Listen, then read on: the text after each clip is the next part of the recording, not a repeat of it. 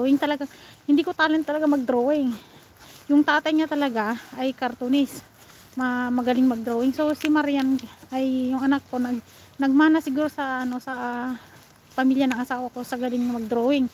Kasi sa edad niyang 4 years old, magaling na siyang mag-drawing, magaling magsulat ng ABC. Compare doon sa kaedad niya, magaling na siya. And then pag sa drawingan, lagi yung magpa-drawing. I-drawing mo ito, i-drawing ko ito. Pag di niya gusto, nagwawala. Ang pangit ng drawing mo. Sabi ko, nung magagawa ako, hindi nga ako magaling mag-drawing. Tignan nyo itong bagong tanim ito. Napakaganda ito pag summer. Masyado yatang maaga ang pag nila, pag plant nila, kasi minsan bigla-bigla ang nagkakaroon ng snow, and then pag na-melt yung snow, masisira yung bulaklak niya. MBTV, thank you.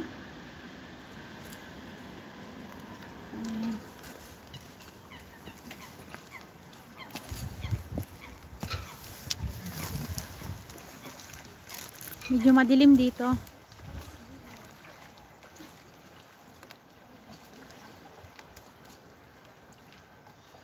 Paano ba yung flashlight?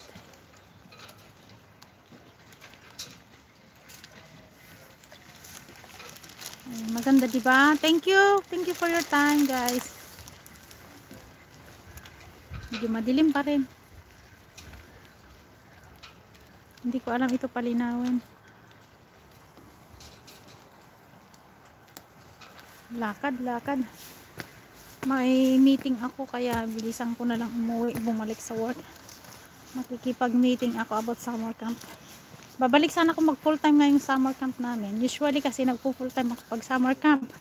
Ngayon hindi ako makapag full time dahil exhausted yung asawa ko sa pag-alaga ng anak ko. Ang cute naman ng aso. Jabilina, thank you. Hindi kasi madaling mag-alaga rin ng bata. Kahit anak mo na, minsan naubusan ka ng pasensya. Recently, 3 days in a row, nagwawala itong anak ko. Hindi ko alam kung, hindi ko maintindihan. Pagkagising niya ng mga 12 o'clock ng madaling araw, ayoko, parang nanaginip, ayoko. Tapos sigaw ng sigaw yan. Tapos gigisingin ng, lagyan namin ng tubig yung mukha. Sabi ko, gising. Ano ba, nananaginip ka ba? Continue yan lang siya ng iyak. Kaya kagabi, ang tulog ko 3 oras lang dahil nagising siya ng 12. Umiyak yun ng 1 hour hanggang naubos yung boses niya. Hindi namin mapatahan talaga. Binuhusan pa namin ng tubig sa ulo para magising. Wala, gising siya, pero parang ewan, panaginip na itinuloy na niya in reality. Ngayon, so 2 days in a row na ganun, na gigising siya sa ganung oras, tapos umiiyan, ayoko, sabi niya. Sabi ko, kami lang naman nag-aalaga, may trauma ba ito? Wala naman. So yun, tinutuloy niya yung panaginip niya yata, na minsan kasi na may mga away yung mga bata, baka yun naaalala niya pag natutulog. So kaya ganun. Ayoko, yun lang naman sinasabi. Ayoko sa'yo, ayoko yan. Ito, mayroon naman tayong isave ko nga itong, kaya lang madilim-dilim. Aso naman ito. Save naman natin itong highlight na to. I-try ko kung effective yung paano yung pag-save ng, minsan malinaw. Paano ba? Dumidilim-dilim siya. Ayan, ang buntot. So aso naman ito yata, or wild, hindi ito aso. Ano bang tawag ito? Wolf. Oh, ang ganda ng pagkagawa, oh. Diba? Oh. Kaya lang dumidilim-dilim itong ano ko.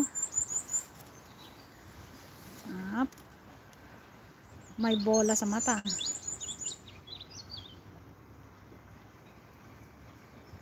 Ayan.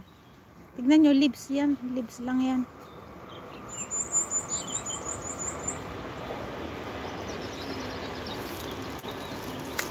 Bakit hindi nagmumug itong kaninang tinype ko yung pwede ka i-caldereta. Kaninang nag-save ako ng ng highlight. Wala na akong makitang